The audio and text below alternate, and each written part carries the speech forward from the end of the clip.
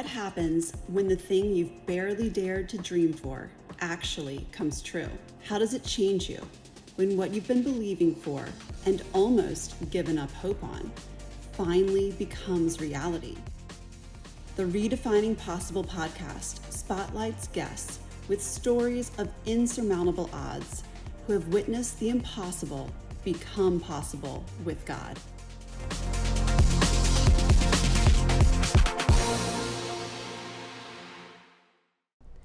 Welcome to Redefining Possible. I'm your host, Peyton Hoffman, and with me today is the amazing Michelle Ebony Hardy, showrunner, TV executive producer, and the pivot queen. Michelle, welcome to Redefining Possible. Thank you so much, Peyton, for having me. I'm so excited and so nervous too. No, it is so wonderful to have you, and you've done this. I mean, I'm looking at your bio and I was like, okay, TV. Oh my gosh, this is nothing compared to everything you've been doing. It's amazing. It's everything. It's a part of the new pivot. So it is. Yeah, which we are going to talk about. So before we get into the pivot queen, because I do love that so much, tell, just for those who maybe aren't familiar with your work in entertainment, kind of don't know a bit about your background, just how, I mean, obviously you're now in LA, you were in New York, doing shows in New York. So maybe a little background about just what brought you to LA, and maybe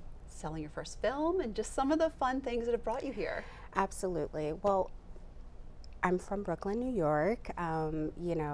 I was born in Gary, Indiana, but I lived in Brooklyn, so Brooklyn is my home. Love it.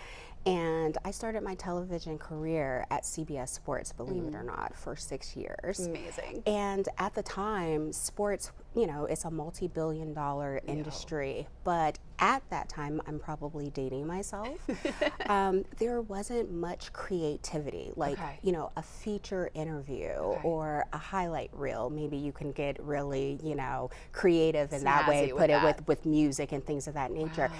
But it's not like how athletes have their own platforms now, could tell their own stories. Wow. People were doing, they were waiting for athletes to have retired or something happen to them.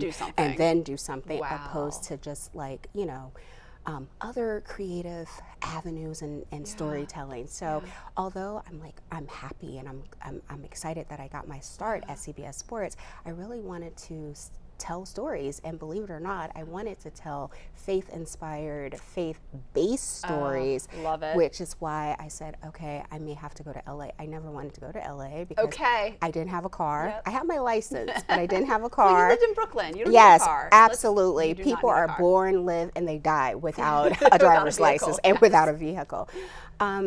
But after a while, I did, I left CBS Sports. I stepped out on faith. I did a film, I Am Legend. I started all over. I was a PA, believe it or not. Oh my goodness. And then I also did some extra work in American Gangster with Denzel Washington. Yes. Oh my goodness. But I knew that I wanted to create, characters and tell stories, and I really wanted to do faith-inspired television and film. I wasn't happy with what I saw in terms of quality, production value, things. I'm like, we're representing our Heavenly Father. We should have better scripts, better acting, better clothes, wardrobe, makeup, excellence. Yeah. So that was what made me really come out to LA.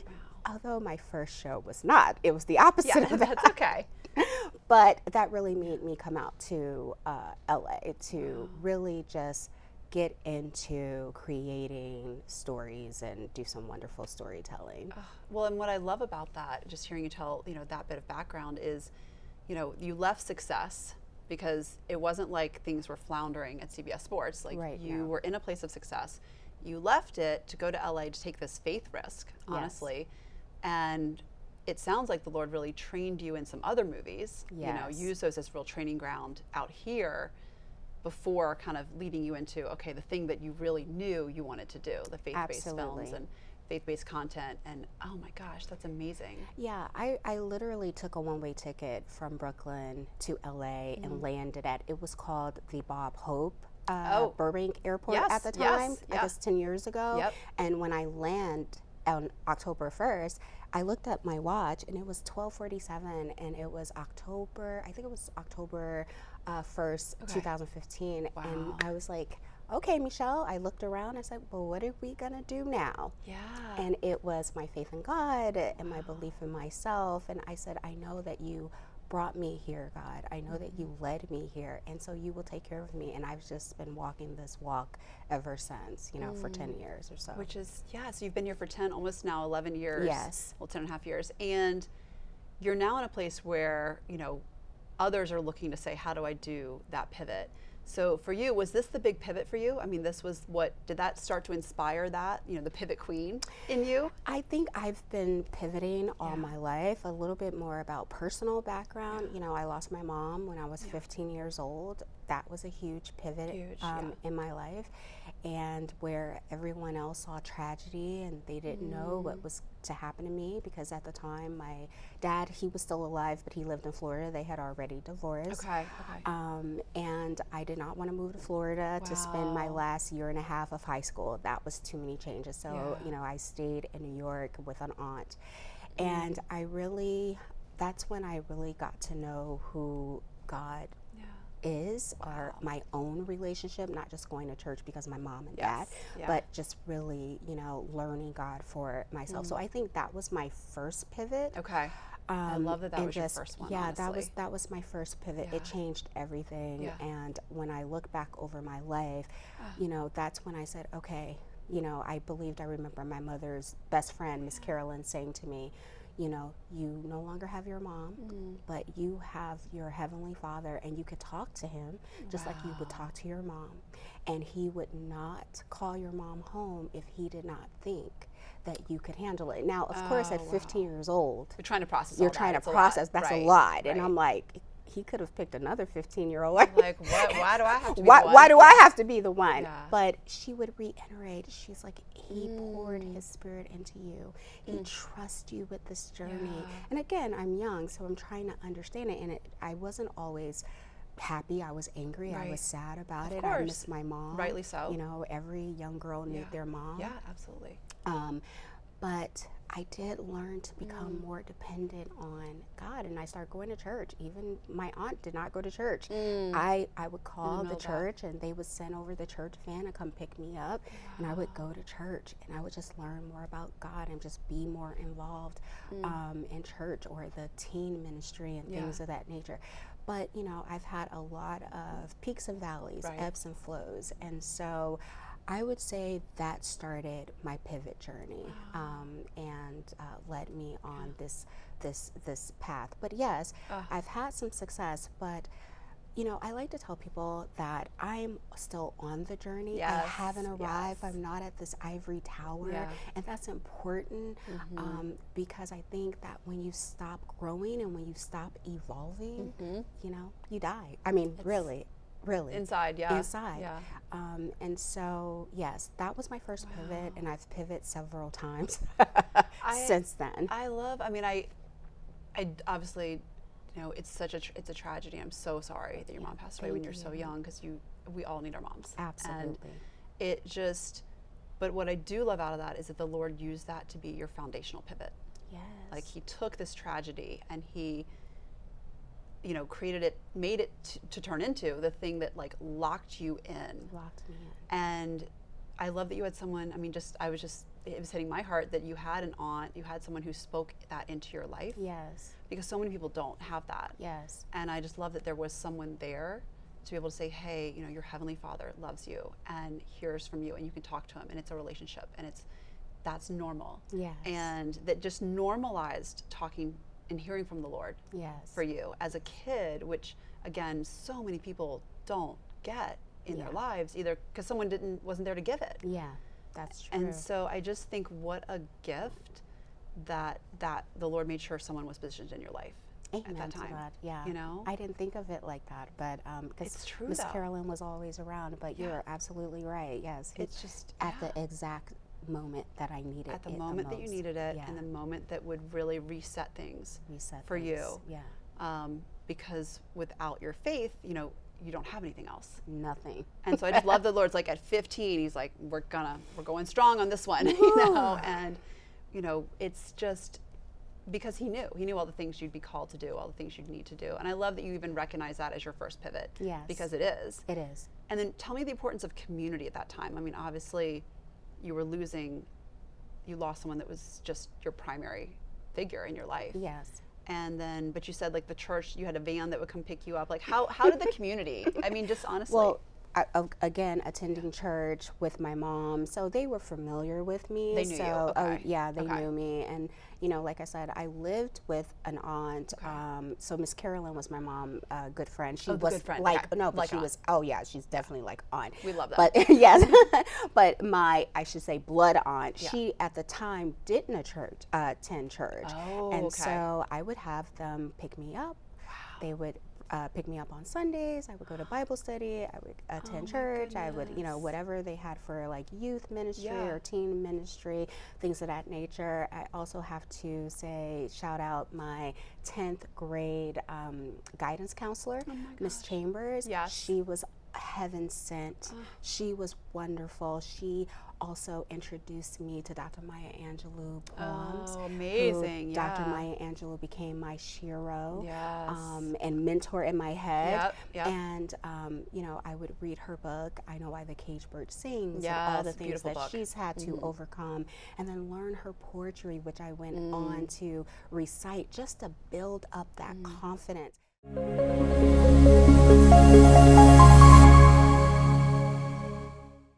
You know, I would read her book, I Know Why the Caged Bird Sings, and all the things that she's had to overcome, and then learn her poetry, which I went on to recite just to build up that confidence. Because yes, we have God and we have the Bible and His Word, and also, and as a human being, we also are given other, you know, materials and people to, you know, sort of glean from and have, you know, gone through some things in their life. And, you know, although Dr. Maya Angelou's story is it's different from mine, a different type of journey, just her poetry spoke to my heart. So that beautiful. That helped me as well. It helped me become a better writer and things of that nature. Goodness. So that was really sort of the community that I had between, you know, church and, you know, even, you know, my school family, my guidance counselor. Yeah, I had some, That's you know, massive. it was a big deal because not that the family wasn't there, but it's just a little different, you know, when you lose your mom. Well, they're It's grieving just, too. Yes, you know? absolutely. So that's yes. you know, I always ask people about the importance of community because it's vital, and we were made for community. Yes. And I just love that, you know, at this time of tragedy, so many different pieces of community and so many different communities came around you. Yes. You know, whether it was school, whether it was church. Like, shout out to that church, by the way. Yes. That's amazing. Just that they were like, we'll come pick you up. We'll take you to Bible school. We know you can't drive yet. Like, That's right. we've got you. That's right. That they didn't let you fall away. Yes. Just because the person that would typically bring you was no longer able to be in your life. And so it just, I love that. And the aunts and the best friends who were like aunts. Yes. And I mean, all of that. He'll put everyone in place just when you need it. I mean, you were shepherded so beautifully in that season. And just, because others, and especially when it's a family tragedy like that, it's everyone's in their own grief. Absolutely. And it's so hard as a child, like you need someone to care for you. You need someone to take care of you. And others kind of couldn't do that till they were a little further in their grieving process. Yes, you know, absolutely. because they're in it too. Yes. And that's just, I love that the Lord just was like, nope, I've got you. And, you know, He wasn't going to let anything happen to you. He wasn't going to let anything happen to me. I love that. Yeah. So tell me, okay, so you went to New York. Well, you were already in New York for this, but then you ended up working in New York, and then you ended up coming out to LA. Yes. You came out, because, I showed up in LA with 5 suitcases and 3 bags of shoes. Okay. So, like, Did you know someone? No. Oh, no, I did. I take that back. I did. I had family friends. Okay. Out Okay. Here. All right. But yeah, it was still a total faith walk. I mean, Yeah. I think everyone the Lord calls to LA that I've talked to has had this crazy faith journey where you're like, this was not on the bingo card. Right. LA was not where I was trying to get to. No. 100% not even looking at it. Not looking at it Okay. at all. So talk to me about that, because it's just I have to say it was not. I just never, I mean, I did some business in LA when I worked for CBS Sports, and I just knew I didn't want to be here. It was too spread it out. It's just, oh my goodness, don't want to drive a car, didn't want to be responsible for a car. But everything leading up to the moment I decided to go to LA, it was just, I could be walking down the street and then I would see a bus, a New York City bus, and it has LA on it or something, or a billboard or something. But I have to say this story. Yeah, do tell. I love it. I was on, my friend had invited me to this women's prayer line, like international, whatever. And I had to get up at, I think it was like 6 a.m. or something like that, but it was people from all over the world. Oh, it was virtual? Yes, it was virtual. It was like, it was a phone prayer. And so it was 6 a.m. in the morning, and a woman gave her testimony, and she was like, oh, my name is Ariel. I'm from New York. I went out to LA. Since I've been out to LA, I got an agent. She was an actress. She was an actress. I got an agent and all this other stuff. So I just kind of remembered her testimony. Oh, yeah. Because I was just like, okay, God, I hear you. I hear you. I'm just like, that was for I was like, oh, that was for me. That was for me. So fast forward, that was in June. So in August, this woman on the bus, we were getting ready to go to the subway. She sat down and she said, come sit next to me. And I was just like, okay, but she. Yes, so you're she like, was who just are you? Sure. I mean, New Yorkers are, we're like, sure, very side-eyed, a little, so, she was just like, come sit here. I was like, okay. The same, I would have been the same. I would have been like, okay. I'm like, okay. She was like, well, God wanted me to tell you. I said, oh, here we go. Yeah. God wanted me to tell you that you know where you're supposed to go, and you're not going to get anything that you want unless you go there. And I said, so in my mind, I'm saying, well, if God talked to you, then, surely he told you where. She's like, I don't know where. I was like, okay. Yeah. She's like, I don't know where, but you're supposed to do something, and you're supposed to use your creativity, your communicate. Are you a singer? I'm like, no. She was like, well, you're supposed to communicate in some kind of way, some creative process and things like that. And I was like, okay. She's like, I think you should go, or you're not going to get anything at all of what you want. And then she gets off the bus and goes on the subway. So I'm like, okay, that was it. That same day, I went into my office, I turned on the computer, I went to Expedia, I looked for a plane ticket. Oh my goodness. A one-way plane ticket. I'll never forget, I paid $172. Oh, okay, that's a miracle. What? Yes, it was, he just laid it all out. My lease was coming to an end. So I had lived in that place. Like, I said, okay, I'm not gonna renew it. That was, all of this took place on my mom's and my grandfather's birthday, which is September 24th. Wow. So I literally packed up everything and moved. What was that? I was an English major, not a math major. So 7 days later. Yep. 7 days later. Right after that. Yes. Oh my gosh. Then now I'm in LA. I'm in LA. I get invited to Christians in Hollywood sort of prayer group or Hollywood something. Prayer Network or one of the, Yeah. So it was a husband and wife. Yep. Prayer group or whatever, and so everybody was kind of, we were there for a couple of hours, and then everyone was leaving, and I was going to take the subway. And so this woman said, oh, no. She was like, I live in North Hollywood too. So people were offering her, because they knew her. Right. They were like, oh, do you need a ride? Do you need a ride? She was like, no. She was like, she's new to LA. I'm just going to take a subway with her or whatever. My goodness. So someone offered us a ride to the subway. So to the train. Yeah, to the train. So we both got, I didn't know her name. We got there. We got to the subway. We're walking down the tunnel to the subway, and we're talking. And then she started telling me her story. And I'm like, this sounds so familiar. I said, I'm sorry, I didn't get your name. She said, my name is Ariel. Was it the same woman? The same woman. No. The same woman from the International Prayer Months Group. earlier. Months earlier. This was in October, so I had moved there. So wild. It was in October already. Oh my gosh. So I moved here on October 1st. It was maybe October 20th. That's amazing. And I so love that. in June, that's when Ariel, I heard her testimony, and then later on I met her, and then we start screaming and everybody's looking around like what's going on, and then I end up putting her in my first short film here in LA. Oh, I love that, because she was an actress. Yes, because she was an actress. Wow. Yes, absolutely. Oh my gosh. So like, but how, you know, and it's one of those things where you're thinking, okay, I think this is for me. And just the fact that you remember the details of her testimony, I was like, that was for sure for you. Yes. Because you don't remember the details like that unless it was. Yes. So that's wild. Yes. And then just the fact that you come here, you go to, you know, Prayer Network. A random, you know, thing. And she's there. She's there. And she's insistent on taking the subway with me. Like, she turned down a ride. Like, she didn't want you to be alone. Yeah, she didn't want me to be alone. And it was going to cry. Every time I think about that, I know that that was God. It was all, like, definitely it was the like Lord. all God. And at the time, I was looking for a job.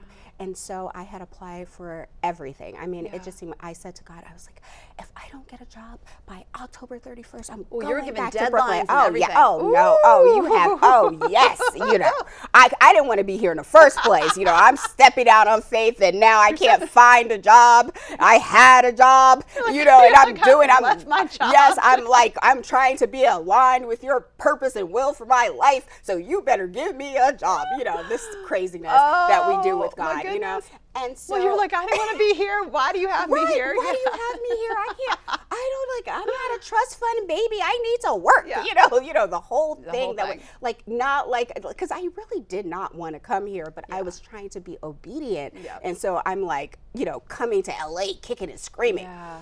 And you're like, but I'm here. But I'm here. Yeah. And on the same day, I had so many interviews. On the same day, I had just got hired at Bloomingdale's. Oh, amazing. Bloomingdale's and Sherman Oaks. We love Bloomingdale's. Yes, we love Bloomingdale's. And I've never sold, you know, fine jewelry before. So they hired me full time. But then the same day, I got a call from DreamWorks Animation. Wow. Yeah. So I called the manager at Bloomingdale's, and I said, DreamWorks just called me. Yeah. I'm going to work for them, but I'll work for you on the weekend. Oh, so you did both. I didn't know you did both. 7 days a week. Wow. For about 3 months until I bought a car. Wow.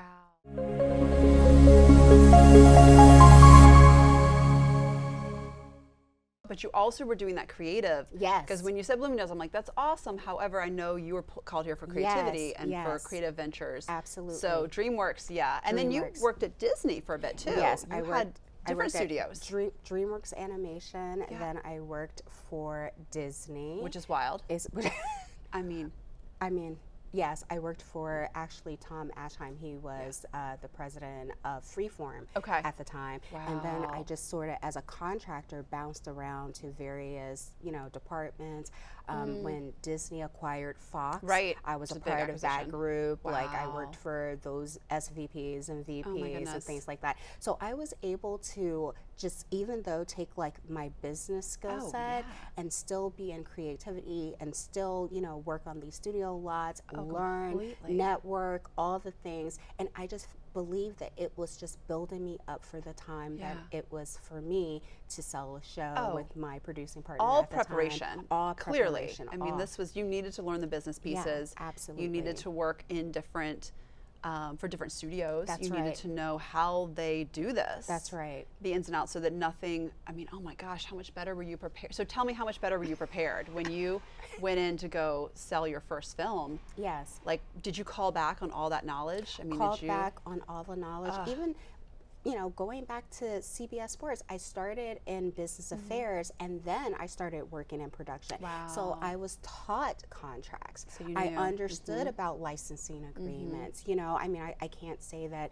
you know, I was an expert. You're not a lawyer. I'm not a lawyer, but I had that knowledge, so I knew what it took, you know, and when It's so good. Yeah, when I was meeting people and then I was speaking with them and, you know, asking all the questions, they were like, okay, she may be a rookie in a sense of she's never sold a show before, but, you know, we can't just tell her anything. She's going to do the research. She knows the knowledge. So good. She knows to hire an attorney and things like that.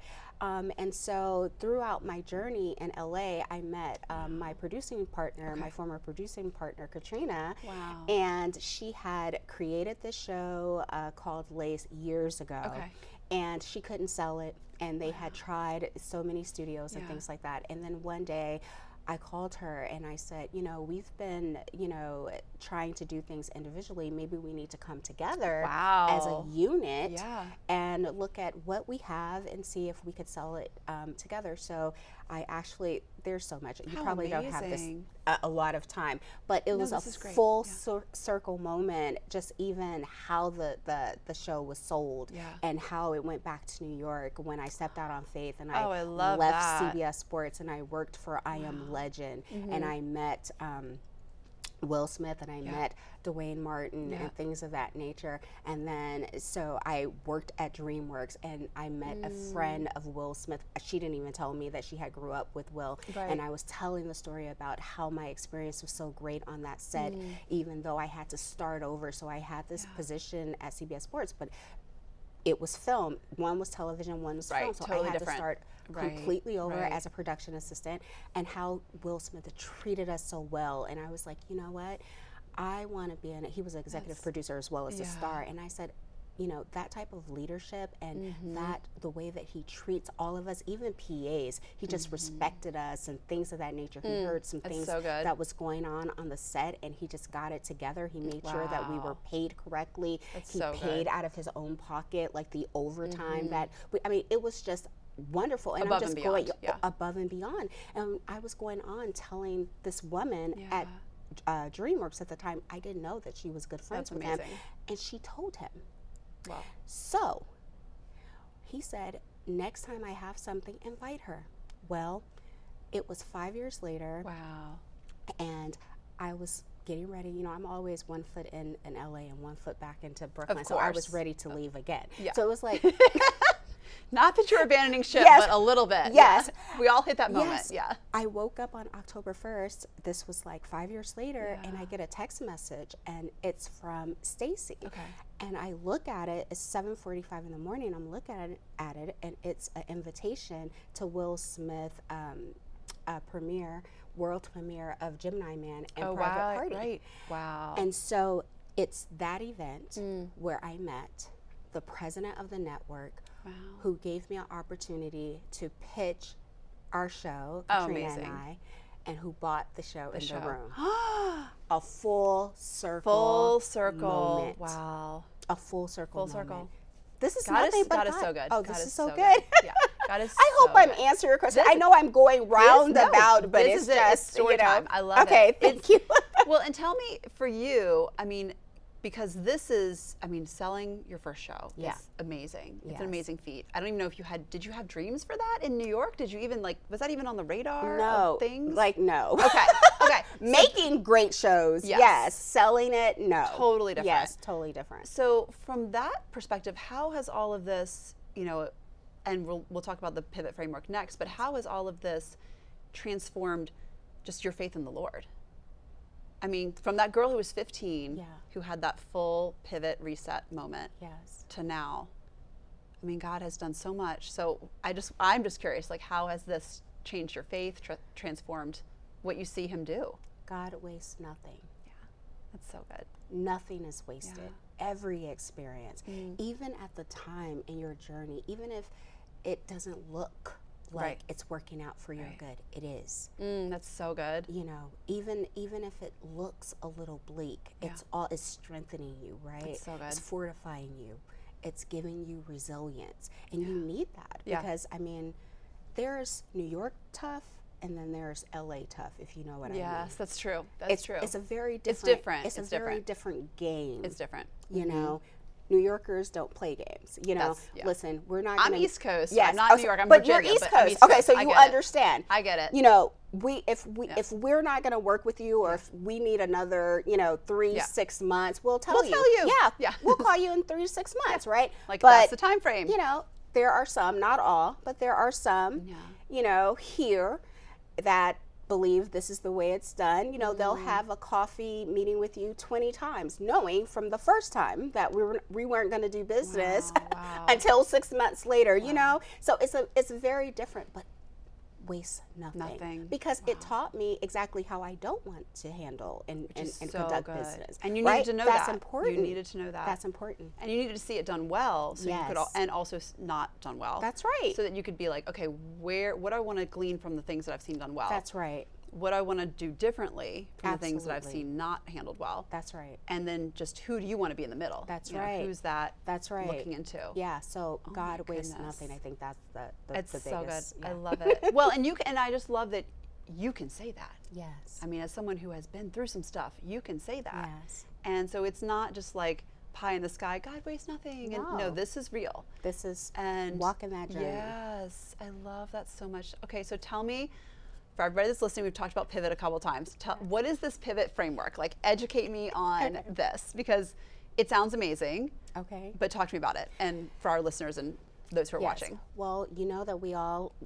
my industry, your industry, we all went through the strike in 2023 that lasted much longer than we anticipated.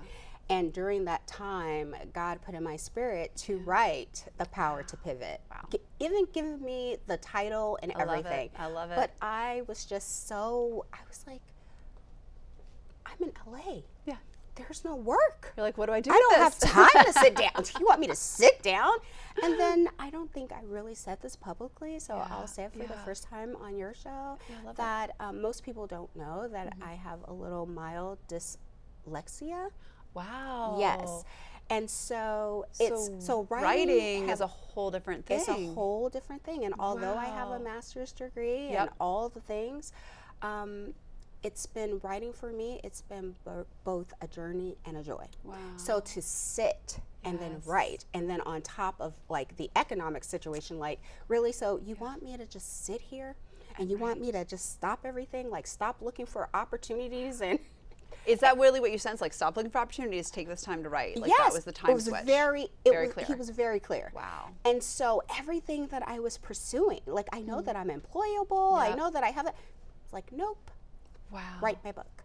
So I was like so disobedient, so defiant at the end of 2023. I didn't do anything. Oh my goodness. In 2024, I started doing a little bit, and then I met with a couple of women that were authors and some were ghostwriters, and they encouraged me. They were like, it's a great title, you can do this, you know, all that. So I wrote a little bit, but I was still, again, I always say, I'm not a trust fund baby. Like, I need to I need a job. I need a job. Like, I need to take care of myself, right? But God sustained me the whole time. Yeah. Keep writing, keep writing. He's and so then in good. 2025, it was one of the toughest years. And I said, I'm gonna write this book because it just seemed like every opportunity, it was delayed or dried up. Or he wanted me to write the book. Like, get the book done. Write the book, be a blessing, build the kingdom. You have a story, you're gonna bless a lot of people. And I said, and I wrote the book. As a matter of fact, I was working remotely, and I went to Texas, and I wrote like the majority of the book, and then I came back to LA. You physically were like out of LA. Oh, yeah. I like that. Sometimes it takes that. Yeah, I had prayed for a remote job. Wow. And I got a call, and if I was offered a remote job, I took it. I packed up my like apartment and everything, put everything in storage. I just needed a reset from LA, and I said, okay, well then I'm gonna go write the book. I'm gonna work and write the book, and that's this will be my life. And this will be my life.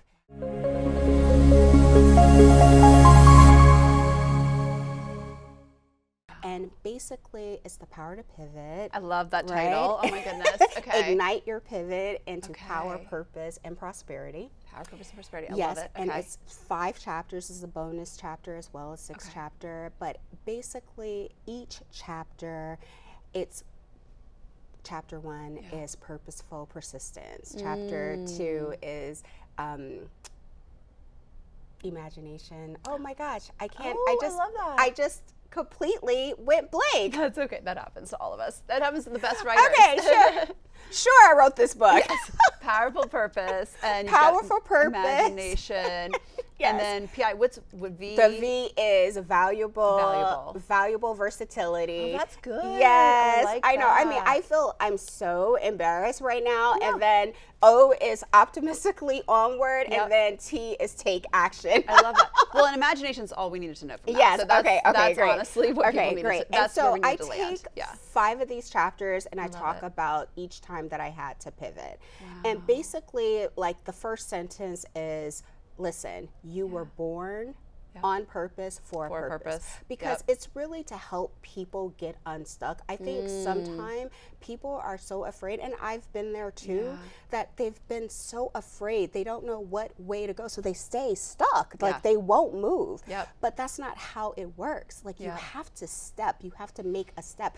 I don't care if it's make the phone call, dust off the resume, take the class. Do something. Do something. You must do something to get it going. And so I just literally took examples from my life each time that I had to pivot, step out on faith, afraid, you know, in the midst of it, all of it. So good. You know, I just really, it's not, of course, a memoir, you know, my story is being written, but it's really to help people understand they have a purpose. You were born for a purpose. There is a place for you here. Every day that you wake up, that means you're getting another opportunity to fulfill your purpose. That God did not, you know, we admire, I talk about this in a book, we admire all these wonderful people that are successful, but all they're doing is walking in their gifting. But he didn't give all the talents and gifts and gave us nothing. He gave us all gifts. And we have to appreciate what he has given us. And that was something I had to learn. I wanted to be Oprah. And so at 30, when I turned 32 and I didn't have my own talk show, I thought I was a failure. And I said, wait a minute. First of all, God did not make mistakes. I am not a failure. And Oprah wouldn't even want me to think of myself like that. It's the complete opposite, you know? And so I'm admiring her, but all she did was walk in her gifting. And so I had to learn what was my purpose, what were my gifts, and then walk into that. And so that's what the book is really about. I love that. So you are helping other men and women discover what their gifts are. And that's a passion, clearly, that is inside you. And wow. I learned, like, I don't know, I took, you know how you take the gifting. You take gifting quizzes, assessments. And so the gift of exhortation. And when I really learned about encouraging and empowering people, I was doing that. I'm the friend in the group that you call that's like, okay, listen, everyone knows. Tell me what's going on. Okay, great. You could do it. You can make it, and we're going to have an action plan behind it. I'm that friend. We need those friends. We all do, and that's amazing. And it sounds to me like there's so much about who you are that has transformed over the last, you know, however many years. And you know, how have you seen just your perception of yourself change? Like, if you were to look at yourself, maybe not even back when you were 15, because that's probably not fair, you know, you're so young then, but maybe even from the CBS Sports days in New York to now, how has that woman changed? You know, I used to believe because I didn't have any connections in television and I was like, you know, I'm the first in my family to work in entertainment, to get this far in terms of television and film and things of this nature. I thought that I needed permission from others. Like I thought you know, I thought it worked like, oh, you get discovered, somebody ordains you, you're the next up. They're like, you're going to be this, and let me take you in this room and I didn't introduce you to the right people. That God had already qualified me. He had already called me. So good. I didn't need anyone's permission. I'm created. Like, I have permission.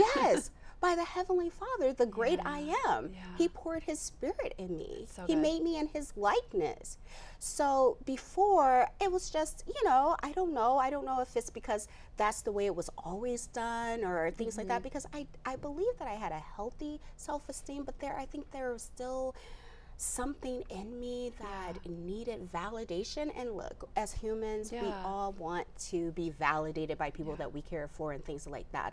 But I had to learn that, you know, God is the source. It's so good. He's the source. So good. People are resources, yes. But when we want answers, we have to look to the source because he created us. And so, you know, people, they have their own thing, right? Like I have a chapter in my book called Broken Mirrors. Like people see you or project sometimes how they see themselves onto you, or you know what I mean? Oh, for sure. So, you know, they can't tell you. So you have to go to the source who can actually tell you how he designed you, the gifts that he gave you, what he wants you to do to build his kingdom, you know, and how you walk in your purpose. And so I think that's the difference. Oh, it's massive. And like you said, you had a healthy you know, self-image, but also you also had a limiting mindset. Oh, because absolutely. that thinking you needed to have some kind of approval from the right person. Yes. Really, it did limit your dream for right. a certain amount of time. That's and right. so I think and so many people fall into that. So many, I mean, in LA especially. Oh, yeah. You know, that's a very common thing because honestly, the industry is set up for you to think that way. Yeah. So it's, you know, you move out here and you're like, well, that's just how I need to meet this person and this person. And the Network, go on every red carpet. Yeah, and you've got the Lord being like, I will set you in the rooms. That's right. It's like, put I you in will there. put you in there. I in have rooms your you have no name. business That's being right. in. No business. No business. No business. Call your name. I've had people, well, you know, I can go on. I know we're on a time, but you know, I've had people say, you know, so-and-so asked about me. And I think about, I landed at the airport and I did not know one person. Single person. And then I have the president of Freeform at the time, Tom Ashheim, like request me to work with him. Which I love. I love. You know, this is God, you know. Well, your gifts will make room for you. I mean, the Bible Yes. says that. And, Yes. you know, your reputation will precede you. I mean, that is the best, that's the best thing is when people know you are professional and you're reliable and you have integrity. I mean, those are people that are sought out. And, you know, that comes from, I believe, you know, the Lord. Yes. And that pursuit of excellence that you have. I mean, those are all things that in LA or anywhere. I mean, any job, anywhere. Like those are just standards that are sought out in people. And so I love that, yes, of course people are going to seek you out. Of course they will, you know. Thank you. I just wanted to say also that going through the ebbs and flows and the ups and downs, one of the things when I think about it, I'm like, okay, it wasn't a faith-inspired or a faith-based show, my first show. It was actually a sexy legal drama. I'm just going to put it out there. But it was my training ground. It was on a small network. I got to make mistakes. We're not judging it. It was training ground. Right. But it taught me the type of people I wanted to partner with. Yeah, right? That's so good. The type of people, the type of shows I really wanted to make. You know, I was able to employ 300 to 400 people in LA, and you know, God trusted me to do that. I love that. And you needed to know that. And I needed to know that. My last, you know, the second season, we didn't get picked up after the strike for a third season, but the second season, me and Katrina, we end up having to give of our own money, and I like to tell that story. $53,000 exactly to just make sure that the production finished and that we were able to pay our cast and crew. Wow. And it taught me something, just like, you know, you do things like that, you have integrity, you know, you sacrifice, God will bless sowing into people. Well, it's been 3 years now. Wow. And I've worked little projects and things like that, but not a big show. And he sustained me. Which is amazing. He sustained me. And I really believe it's because I really wanted to do the right thing. Yeah. You know, and so he will. And that blessing will come. It's like, it's already blessing you. I mean, I love that he's sustaining and blessing along the way. Yes. And you gave you time to write the book. You had to do that. That was your thing. Everything was on hold for that. Yes. So yeah, I love that. We get there when we get there, you know. Now, absolutely. Tell me, for those who are listening and watching, I mean, just maybe they've got something the Lord has put on their heart, and they've kind of maybe like you are like, well, maybe I'll get to it. Like, what would be advice that you would give someone that kind of they're leaning into their pivot? You know, what would be that? Or maybe the pivot looks scary because it's unknown. Absolutely. You know, what would you say to somebody like that? I would say for the people where the pivot looks scary, do it while you're scared. Do it anyway. Okay, I love that. Like, just God, go. He has you. Yeah. You know, I think me, you know, I overanalyze, you know, I overthink, and so I want to plan. Yep. Well, you know, no, it's not going to be always, you know, step 1, step 2, step 3. I talk about that in the book. You know, you have to make a move even if you're afraid, because ultimately, He's got it. He got us, right? And I also, I'm sorry. That's okay. You got it. I also want to say, I love it. that no matter what, you have to believe that you have a purpose, and that someone along the way, they're waiting for you to fulfill your purpose. That's so good. So that they can be inspired and empowered to do the same. I you love know, it. so we're just passing it on. that was what the So book good. was about. It wasn't really about me. It was like, okay, I gave you this journey. I trusted you with this journey. Now I want you to be a blessing. I want you to tell the story so someone else can read it. It's so good. And you could be a blessing to them. I love that. So, okay, let's say the name of the book one more time. Okay. The Power to Pivot. And it's available where? On Amazon.com for now. For now. I love it. Amazing. And then how can people connect with you? Like that they're social media, or how can they find you? Okay, so I have to do better with social media. Oh my gosh, girl. But they can email me. Yes, I have a website. I love it. I love it. SimplyMeProductions.com. Okay, There's perfect. an email there. I They love can that. contact me. Amazing. And I answer all my emails. And so, Perfect. yeah, we're doing it. The team is getting it together. I'm going to do better in 2026 I about love my that. social media. That is I must do better. Girl, Yes. you got to get on that. Yes, I got to Oh my get gosh. on it. But Thank Simply you. Me Productions. Yes, Simply Me Fantastic. Productions. And they can connect with you about projects and the book all and of what's it. coming. Everything. I love everything. it. Michelle, Yes. thank you so much for being here. I have you, loved you having you. too. It's been so amazing. I'm so Oh my gosh. happy. Thank you all for joining us on this episode of Redefining Possible. I'm your host, Peyton Hoffman. Can't wait to see you next time.